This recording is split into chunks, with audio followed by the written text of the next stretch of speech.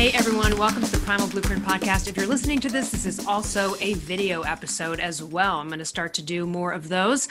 Today we have Ashleigh VanHouten with us, one of my favorite ladies in this space. She also is the editor of my book, Confident as Fuck, and an incredible writer and an author of a new book that I'm really excited about called It Takes Guts, a meat eater's guide to eating offal, offal spelled O-F-F-A-L, which means the internal organs of animals. So it's an organ meat cookbook. We're going to talk all about how she got into that. She is also the host of an amazing podcast, the Muscle Maven Radio, or just Muscle Maven Radio. Check it out. And she's an incredible fitness and, health expert and sort of consultant in our space. And I mean, she literally helped me figure out how to get my book finished and figured out and all the stuff that had to do with it. So I'm a huge fan, always have been. Welcome back to the show, Ashleigh. Thank you so much. Always super excited to be chatting with you. And on this podcast, it's still like I pinch myself that I get to do this. So I'm pumped to be here. When you've written articles about Mark Sisson, so we've known you for so long, probably like the past 8 years. You've been in this space a really long time. You were like one of the first, other than me, other than women that were coming in here. But for people that don't know you and haven't heard maybe a previous podcast, let's talk a little bit about, because some of the photos that you have of you when you were like a bodybuilder, sort of bikini bodybuilder competitor, I look at that and I'm like, who is that woman? So tell us, like, how'd you get into fitness, what age, and then what rolled you into the competition, and we'll go from there. Okay. I'll try to be as succinct as possible. I'm a talker, so I can go forever. So you just speed me up if needed.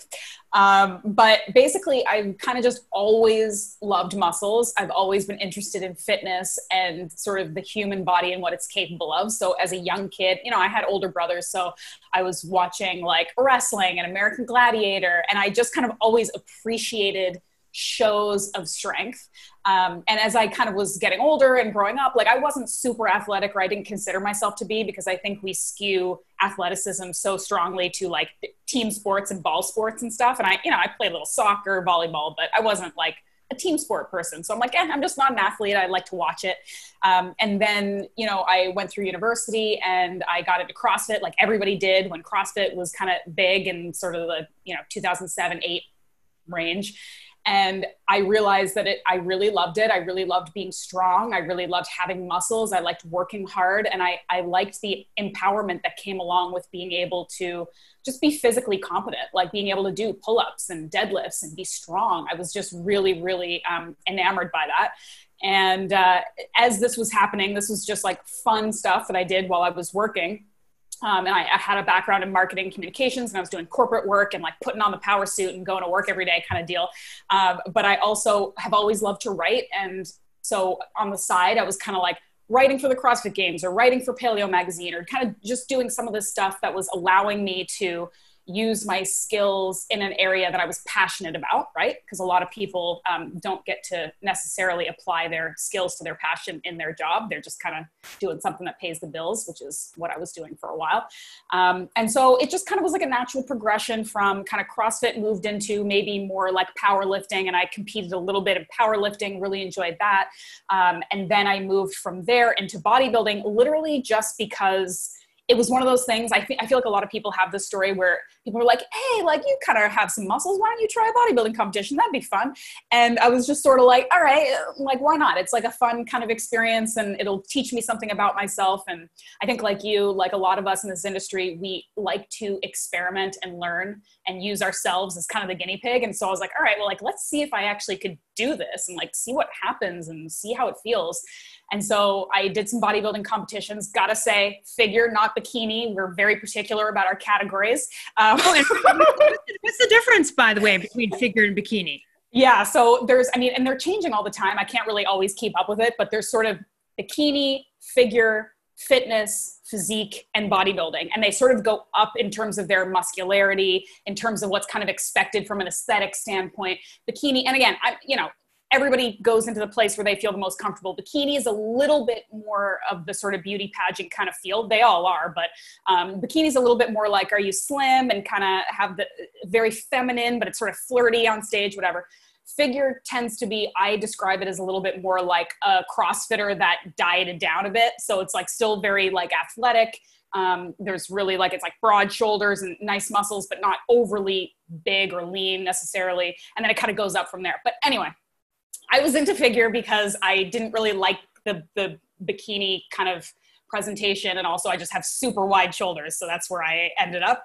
But yeah, so I really enjoyed the process, the bodybuilding process. I liked having abs for a couple of weeks, but mostly I really liked kind of just the experimentation of it, just the experience. And as like a writer and a journalist, I was able to like kind of like embed myself in these like interesting, weird subcultures and like learn what it's really like and write about it and communicate about it. So it was super fun for me. I still consider myself a bodybuilder. I stopped, I did pretty well. I did a couple competitions. I didn't really have the desire to kind of make it like a professional career. I think that's, we could go down a whole rabbit hole there, but I still consider myself a bodybuilder. I love to work out and lift weights. And sort of as that was progressing, I was thinking more about the food that I was eating and the quality of the food that I was eating.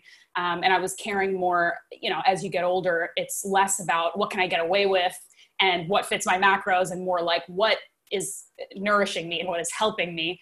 And I've always been into paleo, that's how you and I met and how we connected. I feel like that's a really reasonable starting point for most people. And so, and it's just kind of evolved personally for me from there into what the best version of sort of that ancestral paleo diet is for me.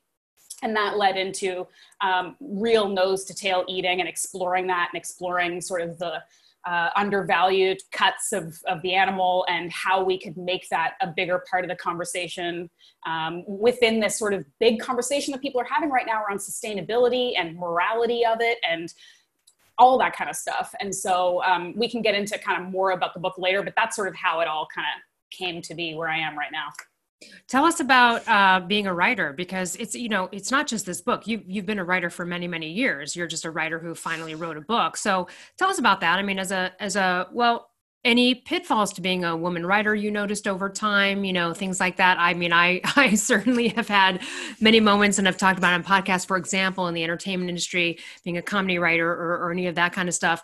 If you have a male writing partner, it doesn't even matter if they wrote one period in the whole entire thing. Their name goes first. No, I'm going right. The like literally the people in the meeting, male or female, will defer to the guy. Yeah. And so like there's been some things I've come across a little bit there, but I'm just curious, like what's your experience been like? You've been doing it a long time. Yeah, I mean, I can definitely echo your statements there, but I think one of the things that I've noticed the most, there's the two big challenges that I've noticed being a freelance writer. And also I've worked in publishing and magazines and been like an on staff kind of editor and stuff too. So I have that side of it, but there's two things. Like in this increasingly sort of online content driven world, it is tough to make a living writing because there's always someone willing to do it cheaper. Not necessarily better, but in the world where we just want content, and people care less about the quality, they care less about grammar and editing and research and all that kind of stuff. Like there's always somebody willing to do it cheaper. So it is tough. You really do have to work at it and be consistent and be good and find your niche and make relationships and all those things to kind of make it work.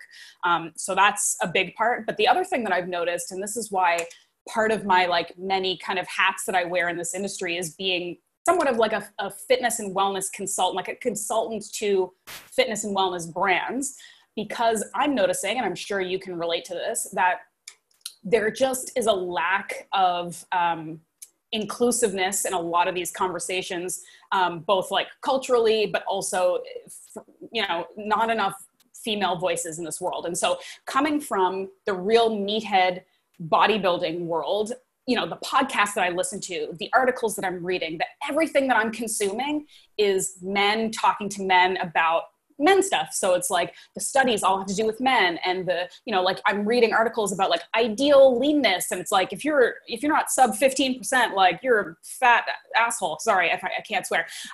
But and I'm like, you realize that there are women reading this too, and that we have a whole different set of it's different for us. Right, because 15% body fat, just for that one example, like 15% body fat for a woman, I mean, oof, you're edging down. Crazy. Right? Yeah. It's a little bit crazy. People. Like at my best, I might have been 16, 17, which is kind of ideal. But I mean, if you get below 16, 15, you're edging towards trouble unless you're doing it real temporarily. So yeah, I can see how you're reading that article and you're like, what the F, man, this does not apply to us. Yes. And even like consulting for people who are doing like helping people with their podcasts or helping people with their website or their newsletters and things like that. It's literally just the concept. And I'm not trying to shit on anyone in particular, but it's just that people who tend to be at the top of the food chain just don't even, it's not a malicious thing. It's like they don't even think about the other voices and experiences because they've never had to.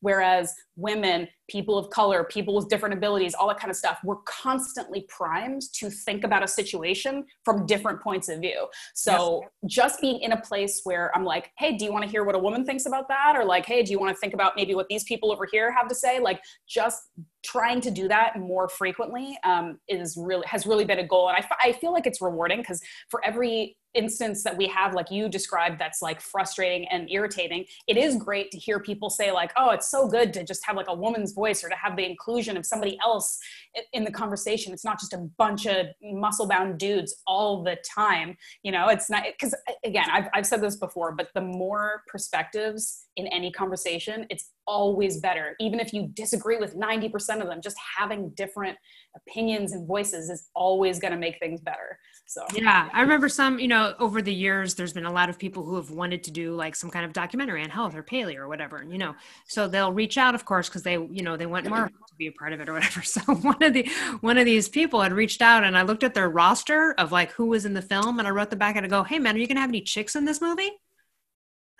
They just did like, they were like, oh no, and it was like, well, we're going to throw in one of them.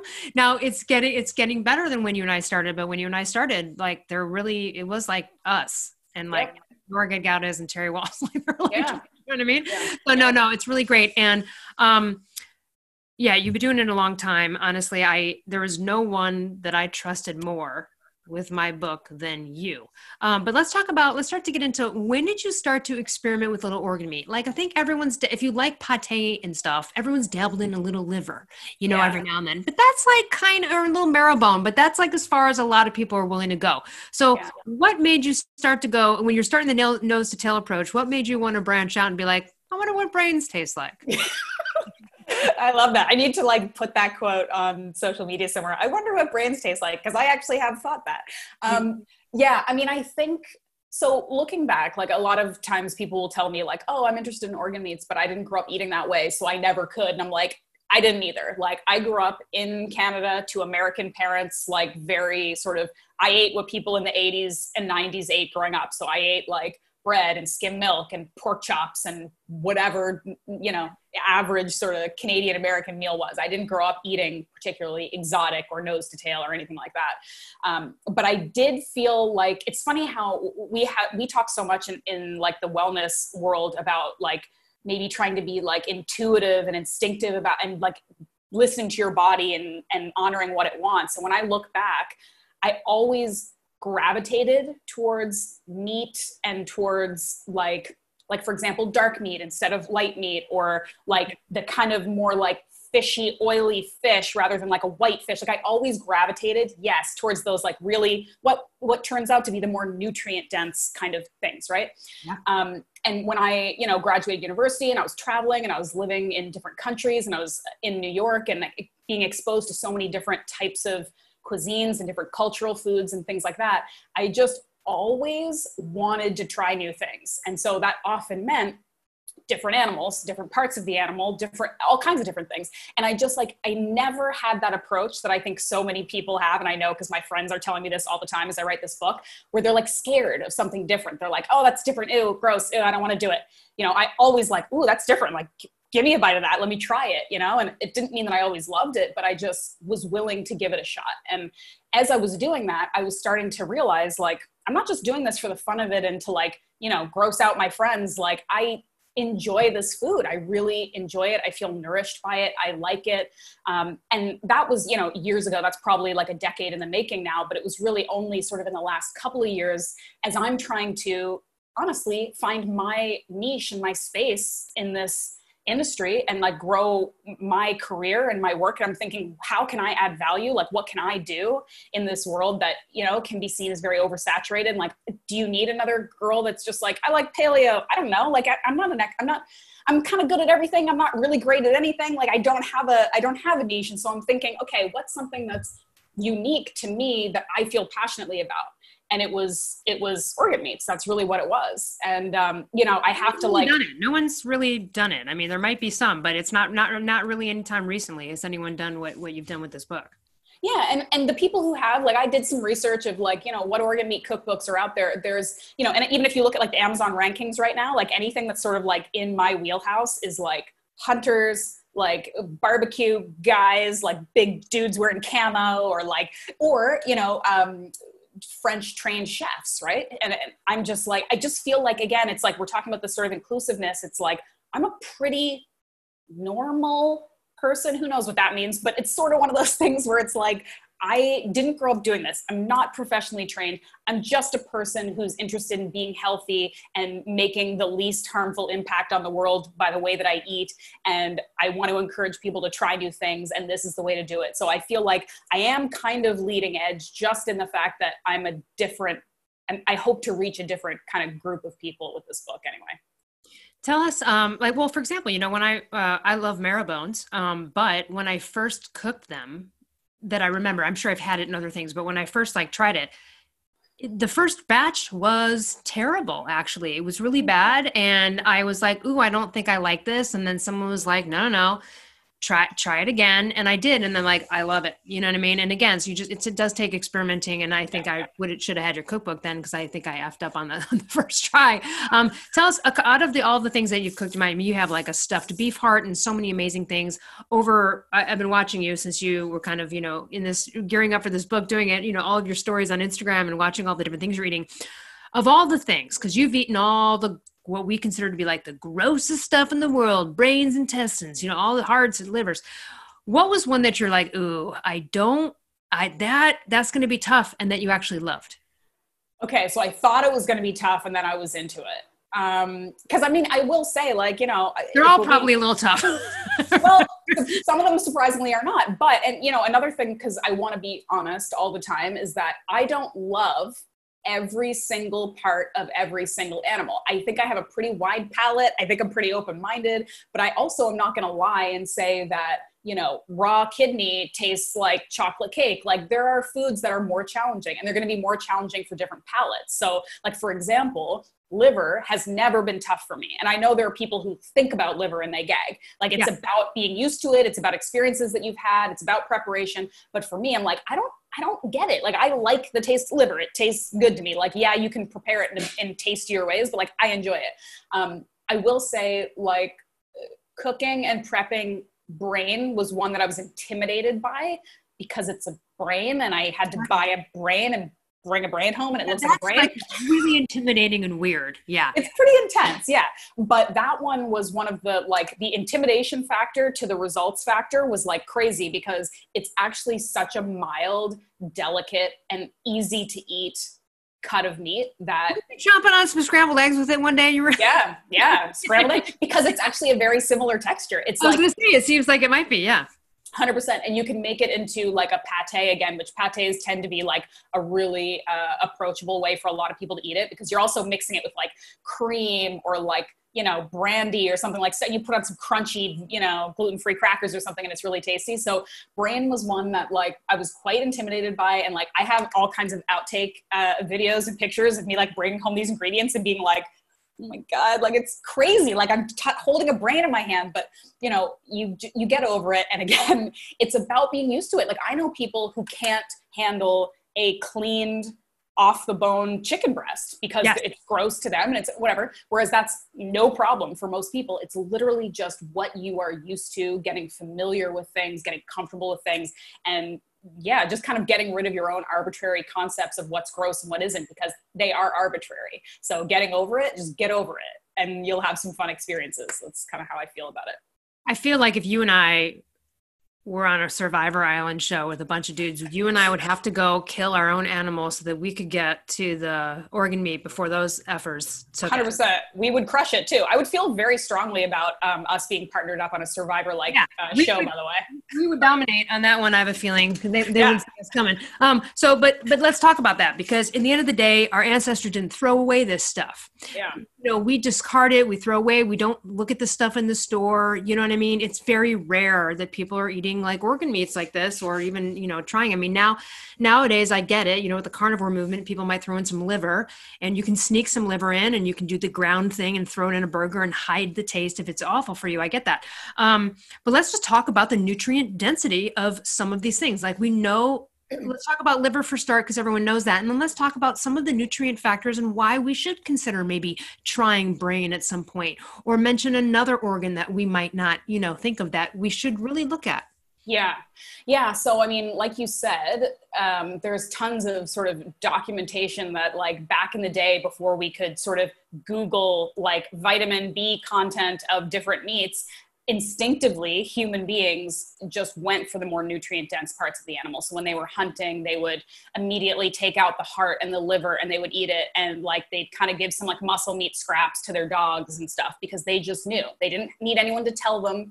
They just knew that those were the more nutrient dense parts. And even now, like when a lot of like sort of slaughterhouses and abattoirs and stuff, like, one thing that I learned in this book is that there really isn't as much animal waste as we think. Like, it is all going places, Right. but the inedible parts, they're being broken down into, I don't know, pet food or fertilizer or things like that. And also a lot of times offal, the organs, are being sent to, like, exported to places like Mexico or somewhere where they do eat these foods, right? Because another thing that's important, I think, to note is that because I get this all the time when I say things like, these cuts are seen as weird these days. And people are like, it's not weird to me. It's just weird to some of you, like, spoiled white people in America that have never seen it before, because there's tons of cultures and people in America still, of course, in the South and whatever, that are eating a ton of organ meat. So it's really a very modern and niche part of the world that sees this stuff as extreme. Throughout history and all over the world, it has not been extreme. It's only just the very privileged few of us that can only buy sirloin and, again, like boneless wings and stuff, that we think this stuff's weird, right? But yeah, so everyone knows that liver is kind of like the nutrient powerhouse, like pound for pound, the most nutritious thing a human being can eat. And it's basically just across the board. It's like, you name every vitamin and mineral, like the B minerals, like folate, zinc, iron, like everything. It's just, you can eat an ounce or two of this every other week and you're getting your what you need. And that's the other great thing, is that you don't have to eat 12 ounces of it a day, because that would be kind of tough for a lot of people. A lot of the organs are like maybe higher in like healthy, like brain, for example, is like pretty high in fat and in cholesterol, which is what our brain is made of. So it kind of goes back to some of that like ancestral wisdom of like, you eat something and it corresponds to the health of that something in your body. All right, well, let's give a shout out to Ancestral Supplements as well. Yeah. I know you know, and I do too. And they have all of those organ parts. So they would say, hey, if you're having some lung trouble, take beef lung. If you're having, some pancreas trouble, etc. Mm-hmm. So I just want to throw out to them that there is an option to have that stuff in your life without eating it. And Ancestral Supplements is a great company. Just want to do a shout out there. Yeah, I love those guys. They're so supportive of me. And also what I love about them is their honesty, in that they'll say, look, our company is about making these like desiccated organ meat pills. We still think that eating the real thing is better, because it is. Like, the fresher, more bioavailable version is always going to be the best. But you can't always eat liver, and some people just are never going to be able to. So having those supplements, it's a great option, and I completely agree, and I use them all the time. So yeah, I love those guys. What's another organ that was random that you were sort of like, oh, I'm impressed with this nutrient profile? Well, so, I mean, like another one that I was kind of excited about actually when I made it was gizzards, chicken gizzards. They're like a digestive organ in fowl that we do not have. But they are like little kind of fatty pieces of dark meat that are just delicious and super high in protein. And like one of the recipes that I made is like a confit chicken gizzard. So you like cook them in duck fat, and then you take them out and you kind of slice them up and you put them, whatever, right in your mouth. But they're just like so rich. And again, most really what it is, like I should have like a cheat sheet here that I can say like, this is how many vitamins are in each one, but really, and I have that in the book, I have it laid out, every organ, what they're kind of good for. But really it's just that if you're going to eat meat and you want to eat the best quality, you want to eat reasonable amounts, you don't want to eat a ton of meat for whatever reason. It's cost effective, it's efficient because you can eat smaller amounts, and across the board, we're talking kidney, heart, liver, brain, all of these things. They're just more, all of those vitamins and minerals that you get from muscle meat, you're getting more of them in a concentrated dose in these other organs. I want to talk about the economical aspect in a second, but when I did a like couple week carnivore experiment and I led into it, I eased down into before I started. I didn't go from straight paleo. I was, headed there, and then I did it.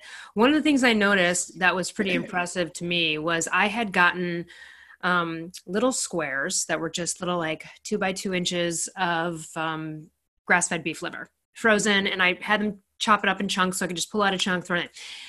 I don't usually eat in the morning, but that morning I knew I had a long hike, long day. I ate like literally 1 ounce, okay? Like the tiniest piece of grass-fed beef liver. My shit was on fire all day long. I tell you what, I was not hungry for like 15, 20 hours. It was unbelievable. It was so noticeable. And I thought, you know what? That's like, what a great medicinal dose. And also, let's talk about the economy of that, because you get more for your bang on nutrition with one of these things. And you can, again, eat a little, by the way, grass-fed beef liver is so cheap. I mean, even at Whole Foods, you can get it's so cheap. So you get so much packed in this little thing that even if you ate that 1 ounce and you could only afford other muscle meats or whatever, what an incredible economical addition there. So I guess I would ask you, all the stuff that you buy, was anything really expensive, or is all of it just like we are missing out because this stuff is cheap? Yeah. I mean, so you hit the nail on the head with all of that. Like, first of all, what you said about your hike and the liver thing, like I feel like woo-woo saying it, which I shouldn't, because it's just the truth. But like, there is no food that makes me feel more nourished, more tangibly nourished than liver. Like, you can eat like a nice hearty meal and you feel like, oh, that really like nourished me, or you can eat garbage and know that it's doing something bad to your body. But like, when I eat liver, I'm like, I just ate something that my body loved and is using like no other food. It's crazy. Yeah. So even if you never like the taste of it, it's worth it for that. Like you said, it's like a health supplement. It's crazy. I know someone who holds her nose and just slips it down there, like swallows, just that's it. Get it done. Yep. It's worth it. And yeah, so generally speaking, most organ meats are surprisingly cheap pound for pound. It's funny though, because it's like they're on one side where they're just not in high demand, but they're there and, they churn them out and it's kind of cheap. And then there's like the other side where they're so rare because people hardly ever ask for them that they're kind of expensive. But there's also like, it's like marketing that goes into that, right? So it's like things like sweetbreads. So sweetbreads are one of these organs that, for whatever reason, again, totally arbitrary, is considered a delicacy that people can kind of get their heads around. Tell us what organs sweetbread, what that is. Sweetbreads are like the thymus and pancreas. So they're like thymus glands of usually like veal or cow or maybe lamb, stuff like that. And they're like a soft kind of almost, again, very like delicate, kind of creamy. They're kind of, it's hard to explain, but they're kind of creamy looking off-white kind of interesting little organs that are often like quite commonly found as like delicious appetizers in fancy restaurants, and they'll be fried probably, and they taste like nothing. They absorb flavor really well, but they'll be breaded, and so they're kind of like crunchy and then sort of warm and almost like creamy on the inside. They're delicious. And because for whatever reason we can kind of accept it, they're a little bit more expensive. So when I go to the butcher shop and I get my sweetbreads, I'm like, all right, I'm paying $20 for this package of sweetbreads, but it's worth it because they're delicious. And then I can go and buy 2 pounds of liver for $6 because people just don't want it. So generally speaking, like another great one that we haven't really talked about much, but one of my favorite organs is heart, because heart is actually a muscle meat. So it's an organ and a muscle. So it tastes like muscle meat. It has the texture of muscle meat. So it's, again, very easy for people to get their head around when they are, trying new things for the first time. It's delicious. It's super, super nutritious. And you can buy a beef heart that's 3 pounds for like, I don't know, $15 or something. It'll feed you for days and days and days. and again, I guess this depends wildly on like where you are and how easy you can access these things. But generally speaking, yeah. And like, if you're into eating fowl and poultry and you can eat chicken, like chicken hearts and livers are like a couple bucks for meals worth. So cheap because people just pass right over it. They just don't think about them. I think, yeah, I mean, it's just funny. I'm like, maybe I need to switch up the whole thing and just go straight up to the organ. No, but it is really cost effective. And again, even if you can't afford the fancier cuts of actual muscle meats, you can add a little bit, right, for nutrition factor of these things. What is something that, because I'm sure you're like, the people around you, you're probably making them take a bite of stuff and testing them out and all that kind of stuff. What was some of the feedback as far as the people around you? And they're like, oh my gosh, like, I can't believe I liked that. Yeah. What were those kind of items for them?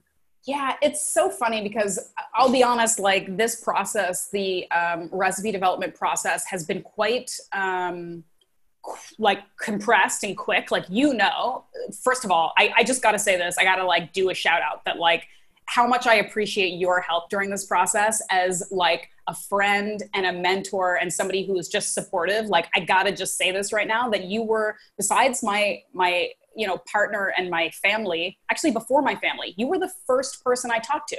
I still remember this. I called you for KetoCon. I was like, hey, Elle, I gotta ask you a question. Because I was hanging out with all these people and everybody had a cookbook. And I was like, where's my cookbook? Like, I want to do this. I'm a writer. I can do this. And I called you and we had like an hour conversation about what I wanted to do. And I hadn't written it. I had whatever. I just had an idea and I ran it by you and you were like, here's how we move forward. Here's what I think. And you've helped me every step of the way. One of the things I said to you, I remember this. I remember it was like, have you told anyone else? Don't. Yeah. You're like, trust no one. Yeah. Trust me. Make me yay. Yeah. No, but I mean, yeah. Anyway, you have just been so incredibly supportive and helpful. And I appreciate it. Like from the bottom of my heart, I appreciate it. Oh, my pleasure. And honestly, it was a great idea. But regardless, I am so pro women and pro women writers, and you were on the right path with that. And I knew it was so unique. And that's why I was like, oh my God, don't tell anybody. Don't give it away. Anyone, and just so for people out there, just so you know, as far as writing goes, ideas are never copyrightable. So if Ashleigh had come out and been like, I'm writing a book about organ meat, a cookbook with organs, everybody and their mother could be jacking up a book in 2 minutes, have foreign writers get on it, It was the same thing with my paleo thyroid solution book. There's been a million thyroid books, but no one had connected paleo and thyroid together. And I was not about to let that out of the bag so that someone could jump on it.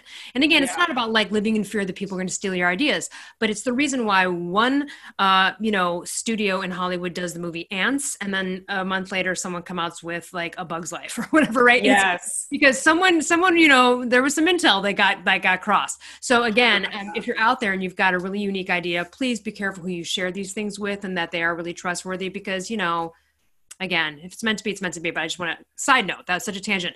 But yes. So anyway, back to your story.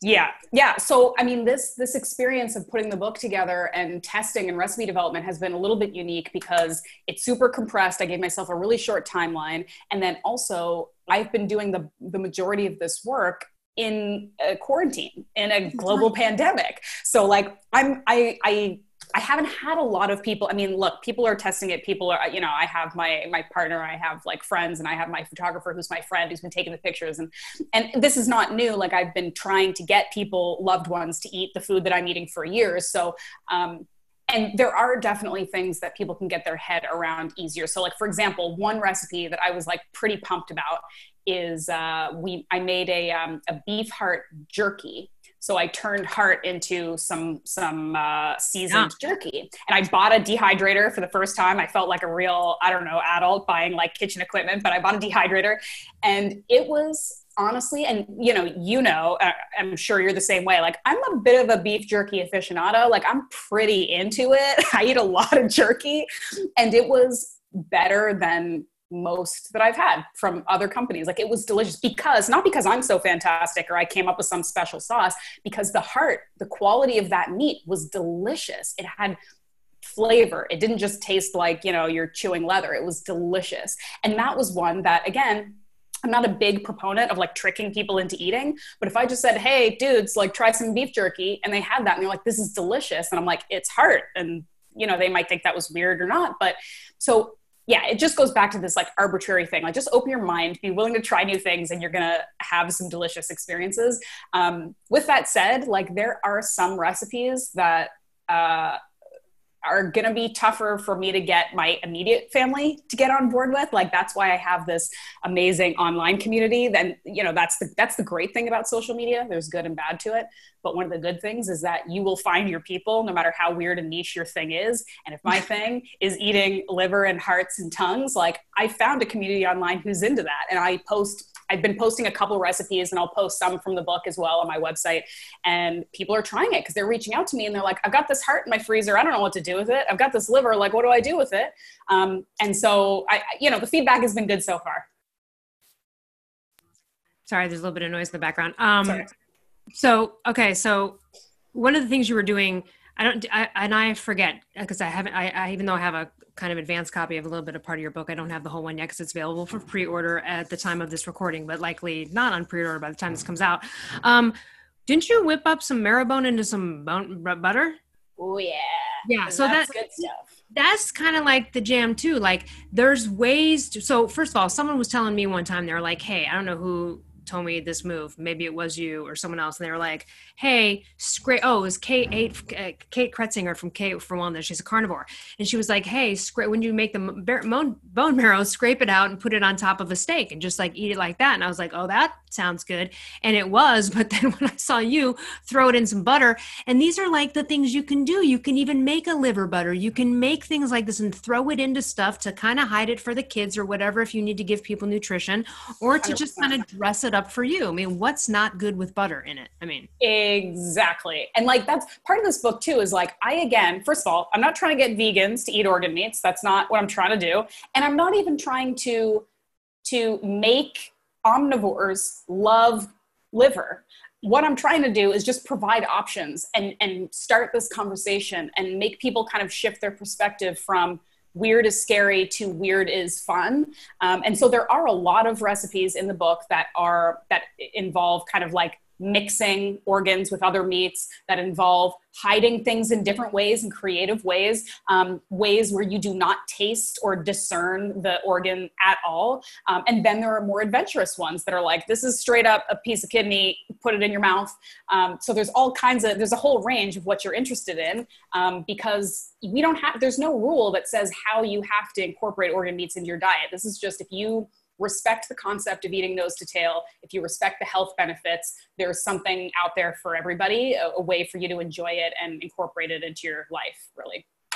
I know you love all your recipes, but what's one where you're like, ooh, that's a fave. Like I've had that already 5 times, you know, like what's one of those that just really resonated with you? So probably you mentioned earlier the stuffed beef heart, and I'm really proud of that one because it looks fancy and cool and impressive, and it's also delicious. And so like, I'm just going to be straight up, like, it's difficult to photograph an organ meat cookbook. Okay. Some of these meals are beautiful and delicious, and some of them are chopped liver. Try taking a beautiful picture of chopped liver. It's not easy, right? Like that's one area I got to give like the vegans, like they're like acai bowls, like are very colorful and beautiful, and taking a picture of liver is like kind of a challenge. So to come up with a recipe that looked beautiful, and also this is for people who are going to do it themselves for like a family meal or something. It's this beautiful kind of impressive looking thing that was actually quite simple to make and was really, really delicious. Like it was one of those ones where after I made it, I was like, damn, I'm impressed with myself right now. So that one is one that I really, really love, and I hope people enjoy. And then another one on the dessert side, because you know I got my sweet tooth that I was pretty proud of, is a blood pudding, a chocolate blood pudding. So this is something that is, it's actually, I didn't make this up. The Italians do this really well. They make a chocolate pudding that has just a little bit of blood in it that actually deepens and enriches the sort of chocolate flavor. Richen isn't a word. Enriches, there you go. The chocolate flavor. And it was so decadent and delicious. And that was a scary one for people. Like I had my taste testers and I was like, look at this delicious chocolate pudding. Like, look at it. And they're like, there's blood in that. I'm like, you're not going to taste it. Just put this in your mouth. And I actually did kind of peer pressure a couple people, and they were like, this is delicious. And blood was another intimidating one, because I had to go to a butcher shop and ask for blood, and they thought I was crazy. The butchers thought I was crazy. How's that? Like, she's probably into the vampire stuff. Right? They're like, she's into something weird. I'm like, I'm just putting it in a pudding. That does not make you seem less weird. But anyway, but again, it's like a cultural thing. Like, Italians don't blink an eyelash at that. That's what, but anyway, that one was really, really delicious. It was really fun. And it was like, I get this feeling of accomplishment when I've tried something that was like either intimidating or different or new, and it comes out well. I'm just like, this is awesome. And that's the kind of feeling that I want other people who have this book to feel, is like, I'm kind of scared, but I'm kind of excited, and I'm going to try it. And then they make it and they like it and it's delicious and they feel good. They've learned something. Like, I think that's really cool. Yeah. Tell us how many recipes are in the book. I'll be honest, I don't know the exact number, but I think we're probably at around like 85. There are over 75. Yeah. Yeah. So there's like a chapter that's like sides. So then there's like, side dishes and sauces and dips and stuff like that just go well with the recipes that don't have any organ meats in them. And there's a dessert recipe, some of which have some interesting ingredients, you'll see. And then the recipes are kind of like broken out by part, instead of like, here's breakfast, here's lunch. It's like, here's heart, here's guts, whatever. So it's, I would say it's maybe a relatively small book. But I think that it's a great introduction. Like I said, like, we don't want to get too overwhelmed. There's like a handful of recipes for sort of every part. So yeah. I love it. So we can go to Amazon.com. It Takes Guts. Where else? Let's tell us how. Well, first of all, we can hear you every week on Muscle Maven Radio, right? Yes. So everyone needs to go subscribe. What about your website? Tell us, how can we work with you? What if we want help from you personally and privately, or we just want to learn more about you? Where do we go? Well, you can definitely go to my website, AshleighVanHouten.com, just my name. We'll have to put that in the show notes so people can spell it. And you can get to my podcast through there. You can also just reach out to me directly through there. I do offer on and off some sort of high-level health consulting. That's kind of taken a bit of a back burner just with everything else that's going on, but there is availability for that. And then, Muscle Maven Radio, you can download anywhere that you want to. The book is available on Amazon. You can get it at Barnes & Noble. You can get it at Chapters if you're in Canada. But also the easiest, probably best way to connect with me is on Instagram, because I do spend a lot of time on there. I know it's terrible, but girls got to do it. So no, we both do. I think that's the thing, is like, you and I are most active on Instagram, and I find that a lot of our peeps are too, versus Facebook and elsewhere. Like, I feel bad because I'll go onto Facebook and someone wrote me a message a month ago, and I'm like, oh my God, I have got. Yeah. I mean, you got to pick your battles, right? Like, everybody just find what you enjoy. Like, I don't even know what a TikTok is, and I refuse to learn. So like, whatever, it's Instagram. That's where you find me.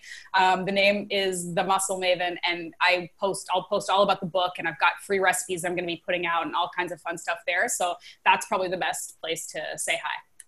Awesome. And what would you like our audience to know in closing about either your book or about organ meats? Well, I just want to say this real quick before I throw that to you, which is, this is an awesome book to get a couple of copies of for around Christmas. You got some real meat eater friends that are interested, and people are getting into culinary stuff right now because of the pandemic. People are inside cooking. Look, I have a friend who never ever cooks, and he's still ordering from the Sunbasket and has to do a little cooking because they don't know how, but and like, now they're like, oh, I don't think I need that. I think so I know people are like getting into the cooking stuff right now, and probably will be for a long time while this thing rages on. So this is like such a great gift for people, I think, for me, because it's so unique. And again, like you said, it's hard, but the pictures are beautiful, and it's just, so unique of a gift for people. So I think this is like an incredible. Thank you. Yeah, I appreciate that. And I think, again, like, one of the things, like you touched on, people are thinking about making food at home more, being a little bit more self-sustainable, and, not to sound too kind of crazy like doomsday prepper, but also people learning about hunting and stuff like that has gone up too, because I think people are just reminded that the pandemic is a good reminder, if nothing else, that the world is still a wild and crazy place, and that our concept of order and safety can go like that. And we're very comfortable here in North America. Most of us are very, very privileged and comfortable, but we should be focusing more on how to be self-sufficient and competent and be able to take care of ourselves. And that can mean anything from learning how to make your sourdough, which everyone's doing, to learning how to hunt, to learning how to make use of whatever you have access to in terms of nutrition, like all kinds of stuff.